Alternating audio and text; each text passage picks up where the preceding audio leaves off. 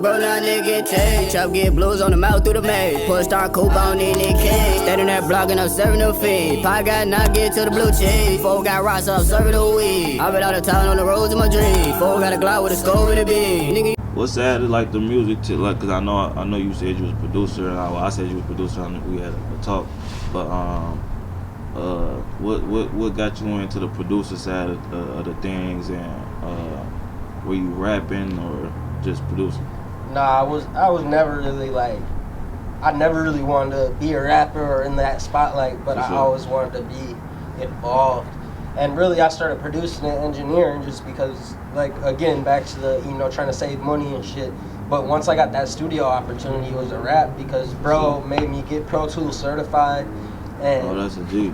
So really, like, I hated when I, like, had to go to the classes and shit. I was pissed. It was just, like, through Guitar Center.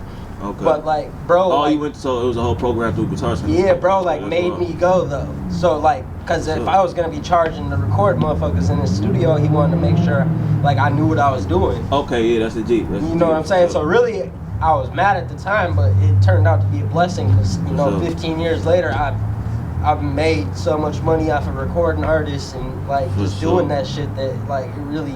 It makes sense.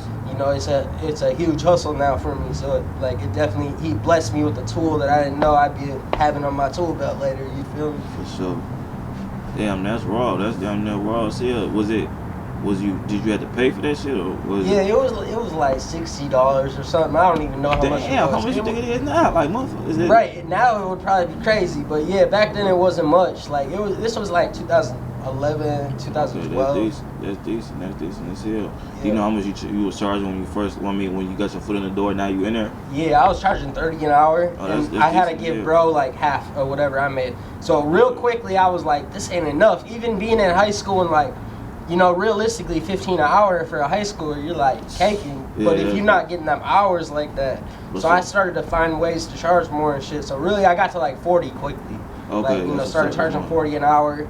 And I wasn't getting a whole lot of time either, so like at first it kind of was just like a couple of dubs here and there, you feel me? For sure. But once I started to figure out like, I can package shit together and give a better deal and then just like be more available, that's when I really started to make money off of the recording.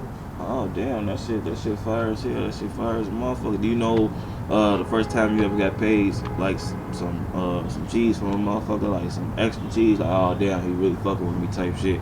Yeah, that low key, them always be the best feelings. Like when you tell them it's gonna be this price, and then they throw you a little extra, little something on top. But it was probably like one of the homies from like middle school. He came and recorded with me like fresh out of high school though, so I hadn't seen bro in a long time.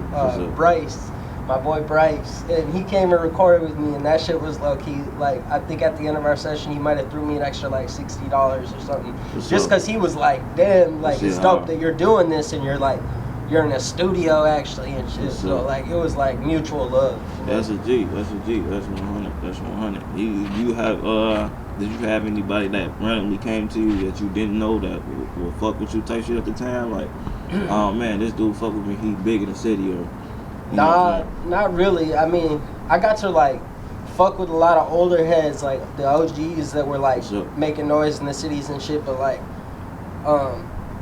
it was all like I was like just tracking their vocals. I wasn't like the main engineer of the session or anything. So like, for sure. I actually like recorded Jelly Roll. I don't know if you've heard of Jelly Roll. Oh, did you?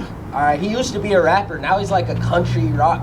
You know what I'm saying? But Straight like up. he's literally like #1 on the country billboards right now. Straight up? Yeah, and I recorded some vocals for him. A rapper called Haystack that's from Tennessee.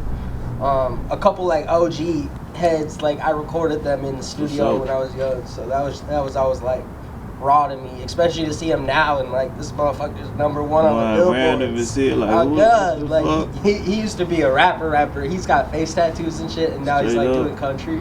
Does he do y'all keep in contact or no? No, I only met him like once or twice when I was like 16. So okay, yeah, so that's long gone for yeah, for sure. I wish. For sure.